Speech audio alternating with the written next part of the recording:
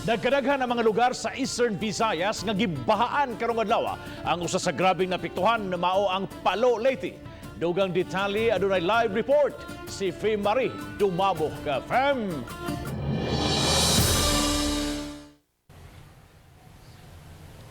Yes, Bob, pipila gyud sa mga lugar diha sa Palo, Leyte, ubang bahin sa probinsya sa Leyte ang apektado sa mga pagbaha tungod sa mga pagwan-uwan.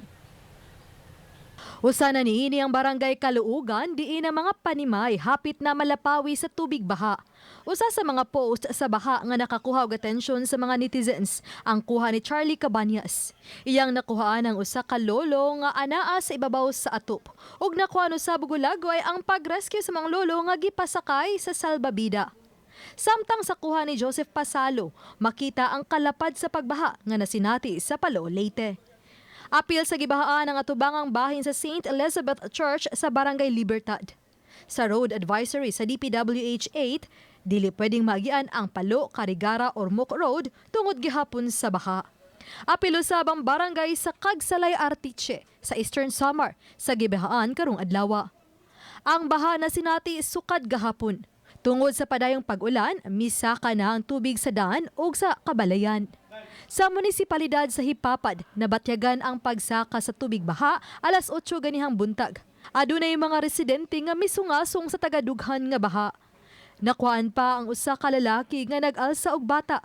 Sa kuha ni Joyce Beer, makita na tungod sa kataas sa tubig baha, adunay mga residente nga migamit og bangka. Mato sa Chief Operations sa Office of the Civil Defense sa Region 8, miabot na sa 18 ka mga barangay sa Leyte ang apektado sa baha. As of 12 noon, we have recorded 18 affected barangays, all from Leyte. Kung we will base po from the province of Leyte na nireport po nila, meron po silang preemptive evacuation na nakabalik na nga lang sa kanilang mga bahay. So, 108 families po.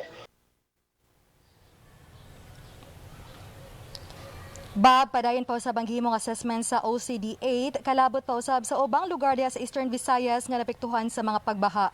Hinuon wa aray natala nga naangol, missing ug nakalas tungod sa maong mga pagbaha. Bob? Dahil salamat, Fem Marie Dumabok sa imong live report.